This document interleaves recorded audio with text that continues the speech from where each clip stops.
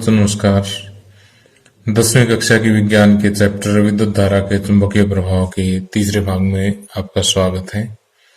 इस भाग में हम जो टॉपिक्स पढ़ेंगे वो है चुंबकीय क्षेत्र में किसी धारावाही चालक पर बल, फ्लेमिंग का वाम हस्त नियम, और जो इन दोनों टॉपिक्स पर अभ्यास के प्रश्न दिए हुए हैं वो हम हल करेंगे।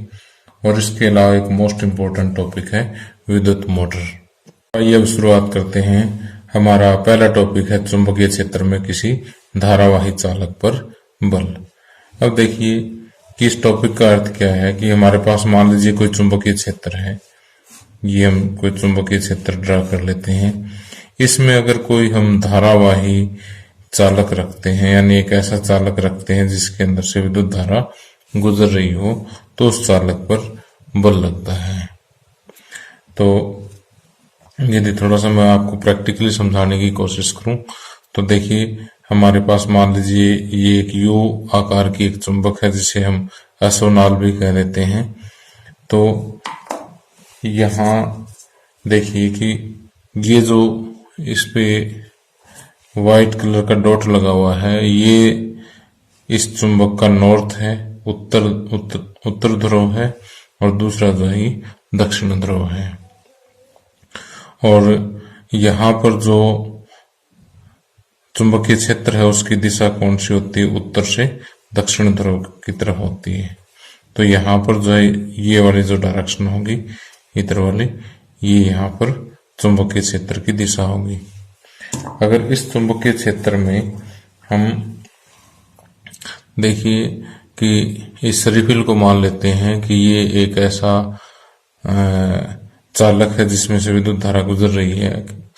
तो अगर हम इस चालक को इस चुंबकीय क्षेत्र में रखते हैं तो इस पर क्या लगेगा? बल लगेगा। बल की दिशा मैं आपको बताऊंगा कौन सी दिशा में लगेगा, ठीक है। तो इसी चीज को हमने समझना है। तो पहले तो एक्सपेरिमेंटली हम ये दिखाएंगे कि इस पर बल लगता है, ठीक, और फिर इसकी दिशा पर विचार करेंगे। और इसकी दिशा ज्ञात करने के लिए हम इसका दूसरा टॉपिक फ्लेमिंग वाम हस्त नियम जो पढ़ेंगे, जिससे हम इस चालक पर बल की दिशा हम ज्ञात कर पाएंगे। तो अभी तक मैंने आपको बताया कि जब किसी विद्युत धारावाही चालक को चुंबकीय क्षेत्र में रखा जाता है तो चुंबकीय क्षेत्र के कारण उस चालक पर बल लगता है। अब ये जो बात मैंने आपको बताई है, इसको मैं एक प्रयोग द्वारा आपको निदर्शित करके दिखाता हूं। ओके, देखिए इस प्रयोग में आपने ज्यादा कुछ नहीं लिखना, बस सिर्फ 5 लाइनों में इस प्रयोग को खत्म कर देंगे। कि सबसे पहले तो हमने ये कहना है कि एक एल्यूमिनियम की छड़ ए बी ली, इसे 2 संयोजक तारों की सहायता से इसे अक्षैतिज दिशा में लटकाया। ओके, और इसको इस तरह से व्यवस्थित किया कि ये जो छड़ है इस असोनाल यानी यू शेप चुंबक है उसके दोनों ध्रुवों के बीच में आ जाए, ठीक। और जो चुंबकीय क्षेत्र है वो कहाँ हो? नीचे से ऊपर की ओर हो, ठीक। अब देखिए कि ये छड़ कैसे जुड़ी हुई है। यहां से ये वाली तार इधर गई है और ये इस साइड बैटरी और की के साथ जुड़ी हुई है। ये तार इधर आ गया तो सर्किट कंप्लीट हो गया। तो जैसे आप की ऑन करोगे, यहां से विद्युत धारा गुजरेगी और वो इस छड़ में से होती हुई इस तरह से पूरा अपना परिपथ कंप्लीट कर लेगी। तो कहने का अर्थ ये है कि ए बी में से क्या करेंगे? धारा प्रवाहित करेंगे। धारा प्रवाहित करते ही हम देखते हैं कि ये छड़ जो है वो विस्थापित हो जाती है। ओके, एकदम से इसके अंदर डिफ्लेक्शन आएगी। तो इसका विस्थापन का कारण क्या है? इसका कारण यही है कि जो धारावाही छड़ जो है उस पर ये वाला जो चुंबकीय क्षेत्र है ये बल आरोपित करता है, और उसी बल के कारण जो है ये छड़ जो है ये विक्षेपित हो जाती है, विस्थापित हो जाती है। ओके, अब एक खास बात और है कि यदि हम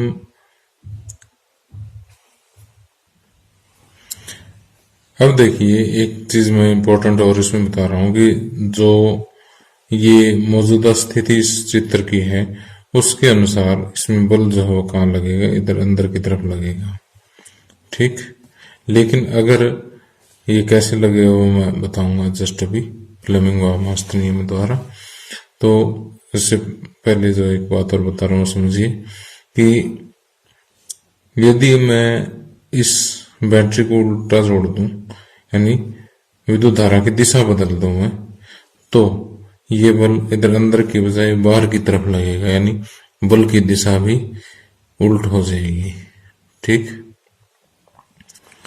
तो जो मैंने अभी तक आपको समझाया है उसको एक बार देख लीजिए कि जो प्रयोग है उसमें मैंने बताया कि एल्यूमिनियम की एक छड़ ए भी लेनी है, उसको दो संयोजक तारों द्वारा क्षैतिज दिशा में लटकाना है और असमनाल को इस तरह से व्यवस्थित करना है कि छड़ जो है इसके ठीक बीचों बीच आ जाए, नॉर्थ नीचे साउथ ऊपर रहे।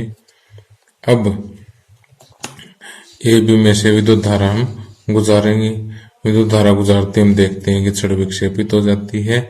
इसका मतलब क्या है कि धारावाही चालक पर यह चुंबकीय क्षेत्र जो है वो बल आरोपित कर रहा है। ठीक, और दिष्ट बल का मतलब होता है फिक्स बल लगाता है ये, और दिए गए चुंबकीय क्षेत्र और विद्युत धारा के लिए बल की मात्रा फिक्स होगी, इसलिए इसको दिष्ट बल कहा है। और अब कहता है कि यदि हम धारा की दिशा बदल दें, यानी धारा की दिशा उल्टी कर दें या रिवर्स कर दें, तो जो छड़ का विक्षेपण है या विस्थापन है वो भी उल्ट हो जाएगा। ठीक,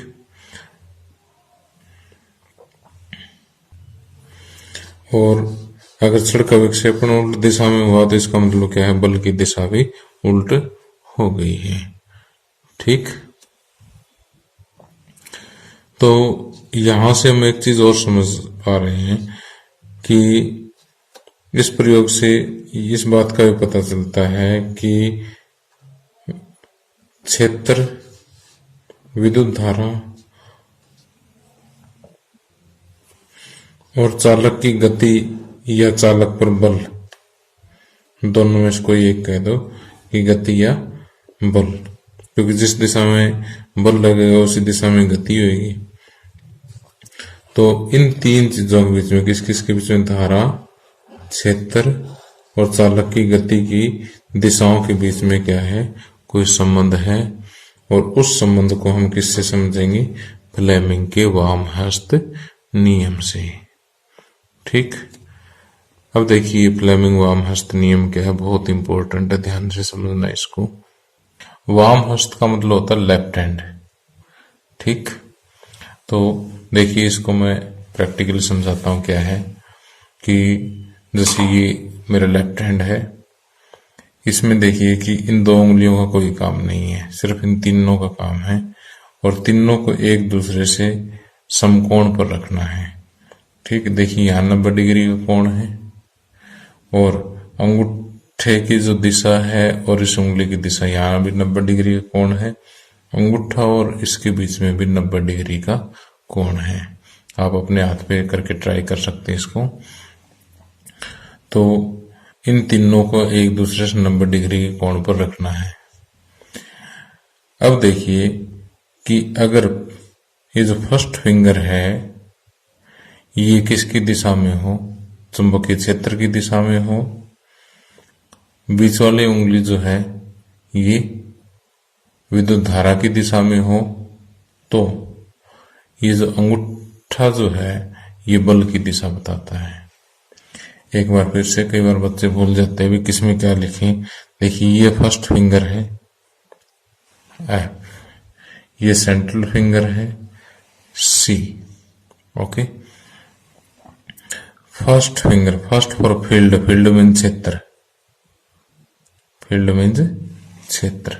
ओके, और C for current, current mean धारा, ये किस किस में है, धारा।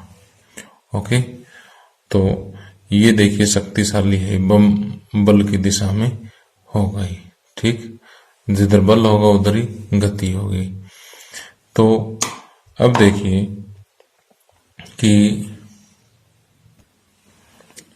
कि ये हमारे पास यू शेप चुंबक है। तो यहां से देखिए कि ये नॉर्थ हो गया और ये साउथ है। तो जो क्षेत्र की दिशा है ये है। ठीक, क्षेत्र की दिशा ये वाली है। और विद्युत धारा की दिशा में एक बार नीचे की तरफ लेके चलता हूं कि जैसे मान लीजिए करंट कैरिंग कंडक्टर है, इस रिफिल को आप कंडक्टर मानिए, चालक मानिए। ठीक, तो इधर जो है विद्युत धारा जा रही नीचे की तरफ।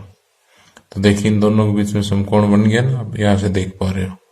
ठीक, तो इधर तो आपने रखनी है पहली उंगली, नीचे की तरफ रखनी है सेंट्रल उंगली।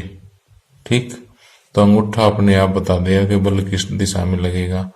तो देखिए ये पहली उंगली है क्षेत्र की दिशा में, करंट कहाँ था, नीचे की तरफ, तो बल कहाँ लगेगा, बाहर की तरफ। ओके।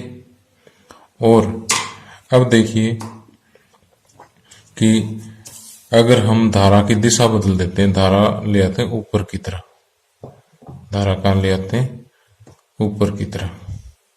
ऊपर की तरफ लेके आएंगे तो इस पे ऐसे लगाओ, ये देखिए क्षेत्र की दिशा में ये उंगली जो है, ये वाली उंगली ऊपर की तरफ हमने विद्युत धारा की थी। तो अंगूठा देखिए कहाँ जा रहा है, अंदर की तरफ जा रहा है।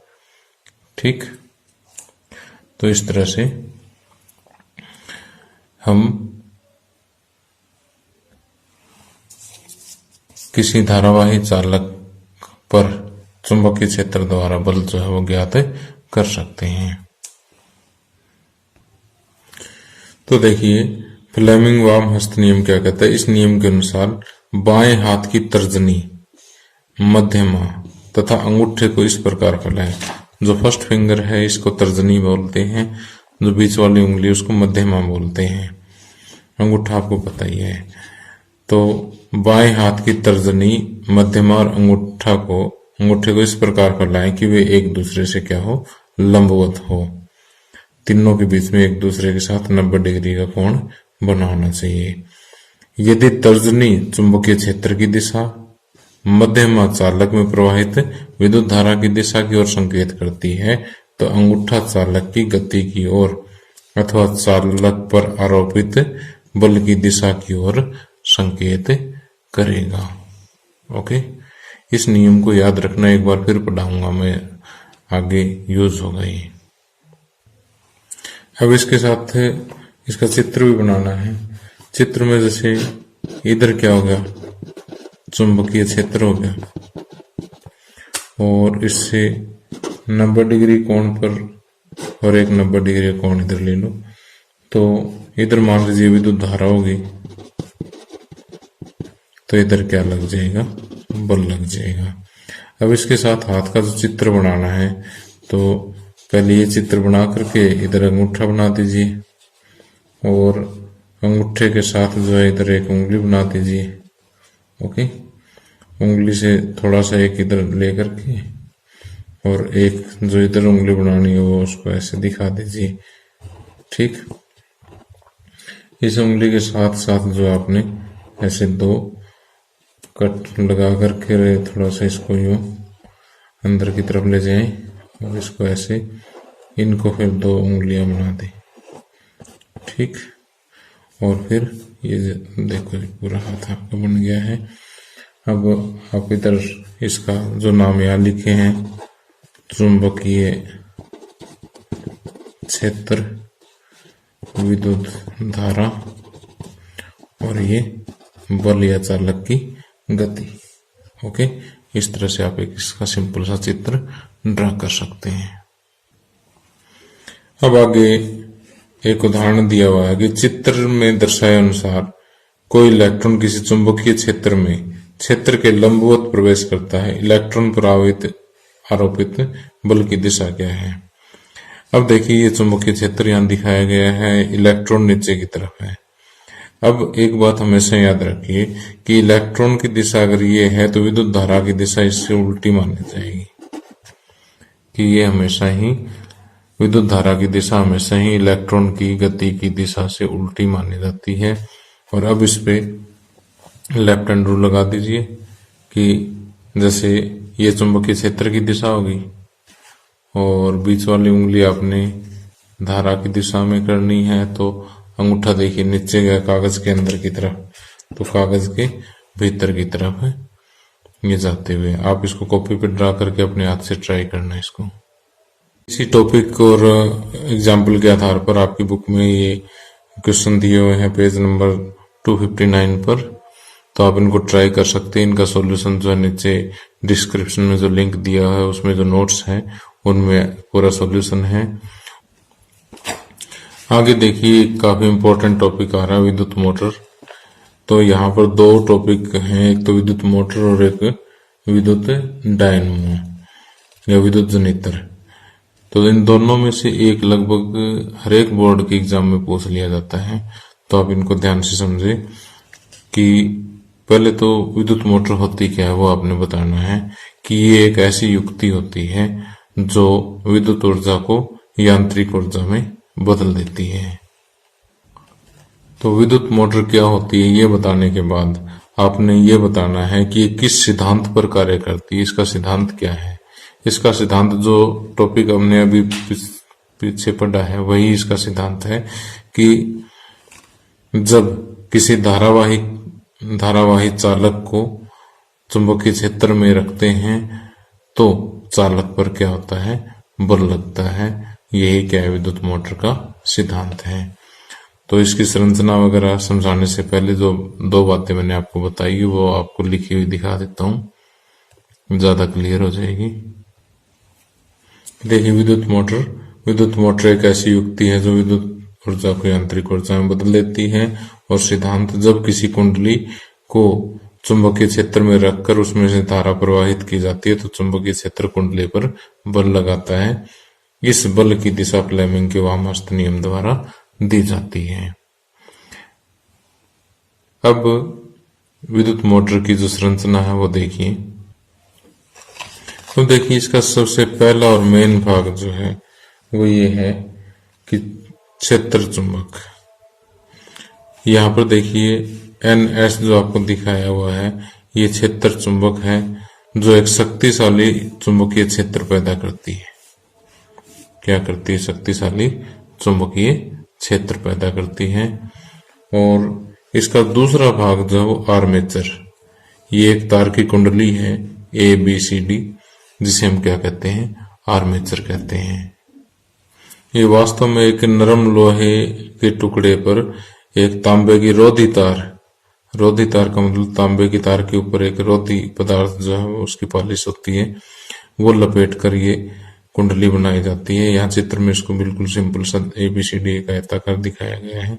वैसे तो आयताकार ही होती है लेकिन बनाई कैसे जाती है, इसके अंदर एक नरम लोहे की आयताकार टुकड़ा होता है, उसके ऊपर जो है तांबे की तार, रोधी तार लपेट करके ये कुंडली बनाई जाती है। तो दूसरा ये इसको बोलते हैं आर्मेचर। ओके, तीसरे नंबर पे आते हैं विभक्त वलय।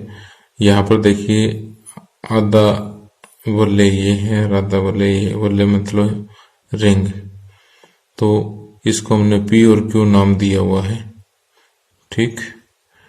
तो ये आर्मेचर के सिरे A और D के साथ जुड़े हुए होते हैं।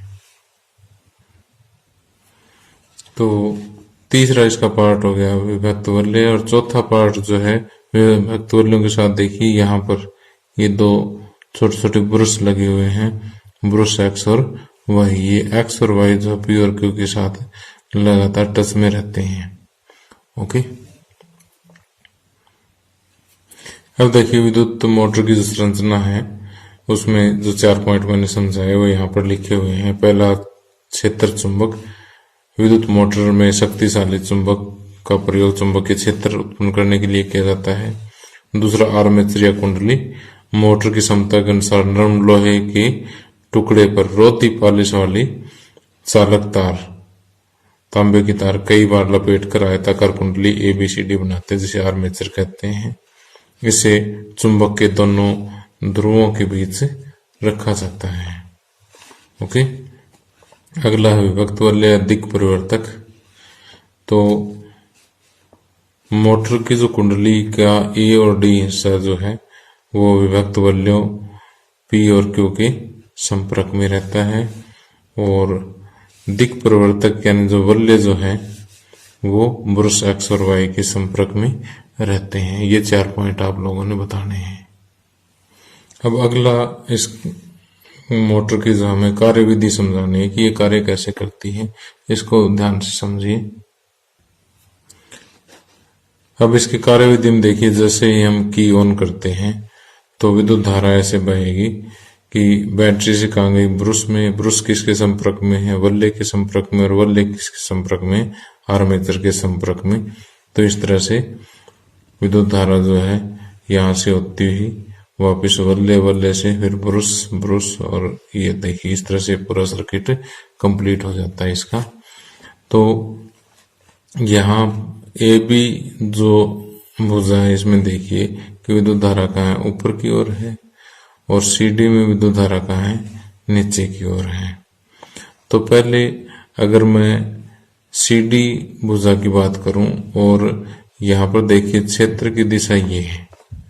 ओके, तो यहाँ पर फ्लेमिंग का लेफ्ट हैंड रूल लगा दीजिए कि क्षेत्र की दिशा में पहली उंगली रखें, करंट की दिशा में दूसरी उंगली रखें। तो अंगूठा देखिए ऊपर की तरफ आ रहा है, तो यहाँ पर जो बल लगेगा वो कागज से ऊपर की तरफ लगेगा।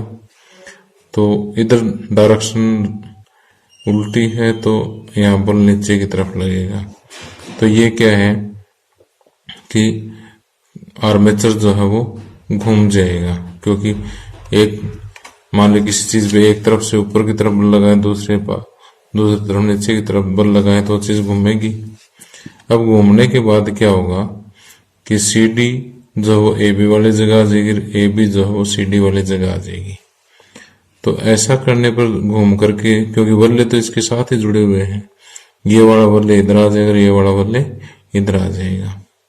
ठीक, तो अब दूसरी स्थिति में CD में जो विद्युत धारा ऊपर की तरफ और AB में नीचे की तरफ आ जाएगी, यानी स्थिति वही रहेगी, बस AB की जगह CD, CD की जगह AB आ जाए। बाकी करंट जो है इस साइड जो आएगी उसमें ऊपर की तरफ ही रहेगा, इस साइड जो आएगी S की तरफ जो आएगी उसमें करंट हमेशा नीचे की तरफ ही रहेगा। तो इस तरह से जो है लगातार मोटर घूमती रहेगी। ठीक, तो इस तरह से हम विद्युत धारा से किसी मोटर, यानी जैसे आर्मेचर घूम रहा है, इसके साथ कोई भी चीज अटैच करके हम विद्युत मोटर से यांत्रिक ऊर्जा ले सकते हैं। अब देखिए कि बैटरी से चलकर विद्युत धारा कुंडली ABCD में प्रवेश करती है। कुंडली में विद्युत धारा की दिशा भुजा AB में A से B की तरफ तथा CD में C से D की तरफ होगी।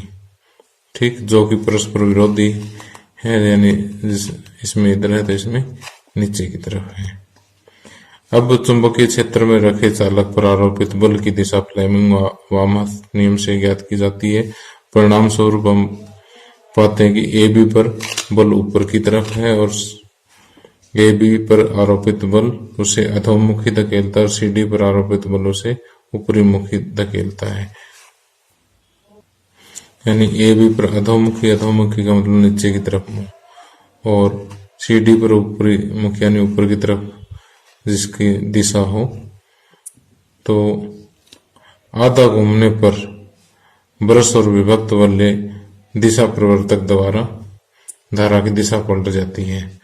यानी आधा घूमने पर, जैसे मैंने भी आपको समझाया, कि धारा की दिशा बदल जाएगी। परिणाम स्वरूप बलों की दिशा भी पलट जाती है, जिससे कुंडली का पार्श्व में जो साइड पहले ऊपर की तरफ धकेला गया था वह नीचे की तरफ धकेल दिया जाएगा। यानी पहले CD ऊपर की तरफ थी, अब दिशा बदलने के बाद CD नीचे की तरफ जाएगी। ओके, तो इस तरह से हर बार जो है घूमता रहेगा। ठीक, इस प्रकार कुंडली घूर्णन करती है। तो प्यारे बच्चों में तो प्यारे बच्चों, उम्मीद करता हूँ कि आपको ये लेक्चर अच्छे से समझ आ गया होगा। अगले लेक्चर में मैं आपको विद्युत चुंबकीय प्रेरण, विद्युत जनित्र और घरेलू विद्युत परिपथ के बारे में बताऊंगा। इसी के साथ ही चैप्टर खत्म हो जाएगा।